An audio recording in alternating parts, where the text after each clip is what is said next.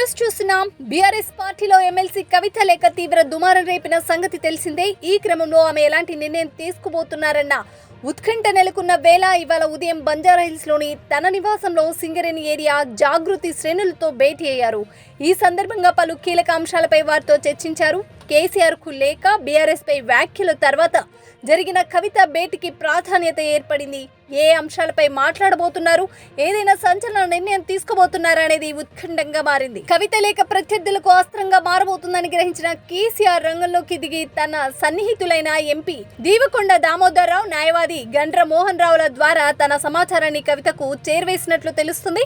అలాగే ఈ సందర్భంగా కవిత కూడా తన అభిప్రాయాలను వ్యక్తం చేసినట్లు సమాచారం. ఈ క్రమంలో ఫోన్లో మాట్లాడిన కేసీఆర్ తొందరపడవద్దని కూతురుకు సూచించినట్లు ప్రచారం జరుగుతుంది. అయితే ఈ బుజ్జగింపుల పర్వం జరిగిన మరుసటి రోజే జాగృతి నేతలతో సమావేశం కావడం ఆసక్తికరంగా మారింది.